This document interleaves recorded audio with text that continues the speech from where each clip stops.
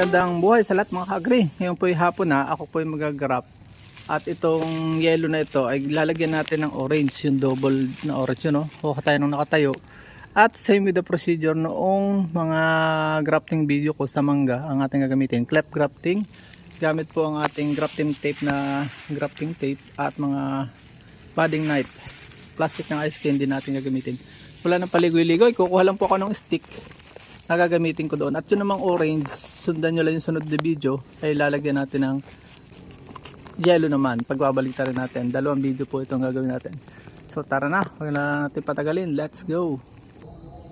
So yan ang kinuha ko po yung lumalawit sa bakod ng hanggan para hindi sa tapos ito siya, pinili ko yung healthy, yung mas mataba doon sa ating igagraph. And then lalagyan po natin ng grafting tape dito sa pataas. Yan. Manipis lang po dahil dyan lalabas yung suloy sa mga gilid-gilid na yan. Huwag natin sakupin yung pagsusuluyan. Yan.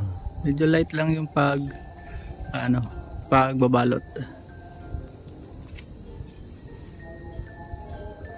Lalabas po yan dyan sa nakabutas. Lagyan natin ng konting butas. Yan. Same with the procedure naman sa ating isang gagawin. Yan o. So, close natin ng konti. Huwag na itali. And then, atin po siyang tag dito. Igagrap na. Medyo hindi natin maipakita ng gusto. Hope nakikita nyo. Yan o. Pili tayo ng magandang location. Tapos ito naman yung gagarap natin sa isa.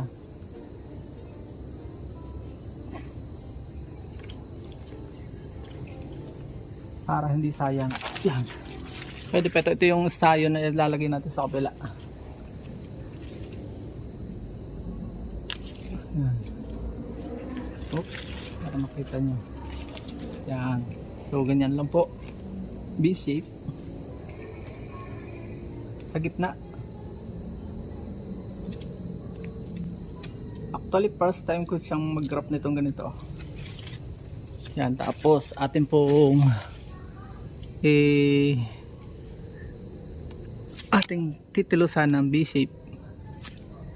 B-shape dapat matalas at mabilisan. And then yan, pantay dapat yung pagkakaano. Basta lang po maglapat yung mga balat niya magkabila ay okay na po yun. Basta mahalaga B-shape. Yan o. Pakita ulit natin. Yan o. Susot po natin nang mabilisan lang. Yan. Yun, ganun. Ganun lang. Simple o. Kita nyo po yung pinaglapatan. I-zoom natin ang konti. Yan. Tapos tatalian po natin ng grafting tape. Saktual po yan, mabilisan, bawal mabagal. Pero dahil demo lang naman siya, pwede na po yung pagtsagaan. Yan. Ating babalutan. Oops. Magugulat yung iba, bakit nagkaroon ng pink dito. Orange.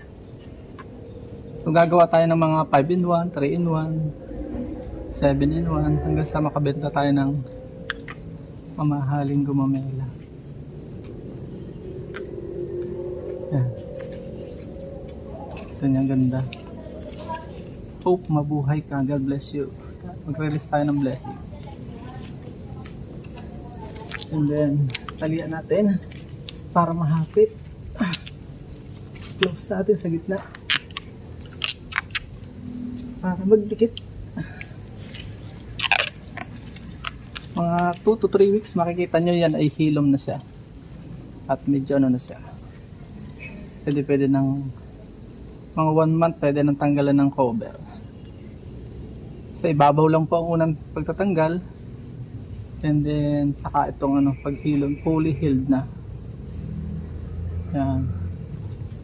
At balutan naman natin po ngayon ng plastic ng ice candy para wag po mag-evaporate yung water, to prevent water loss. Ganyan lang po ang pag-grap. Almost same with other crop naman po ang style na yan. Titingnan natin.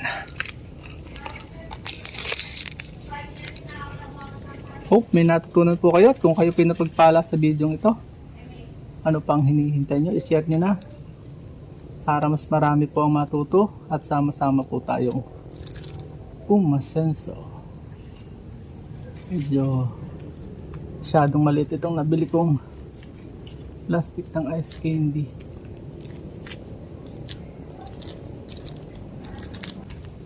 Balik.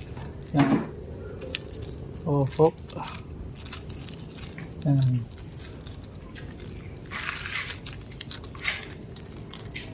Okay.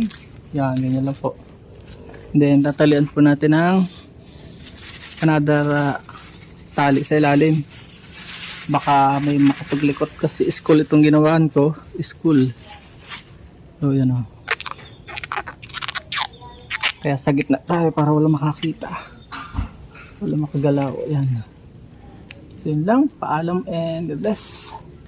Samahan niyo po ako dito kung successful ito. Minsan may successful, minsan po may hindi. Ganyan talaga ang buhay. Try and try until you try. So, paalam and God bless. Yan ang ganda na. Bye-bye po. God bless po. At dyan po nagtatapos ang munti natin vlog. Kung kayo pinapagpala at mahilig kayo sa ganitong klase mga upload, please consider subscribing and hitting the bell icon so that you'll get notification sa mga upcoming namin videos. Ano po?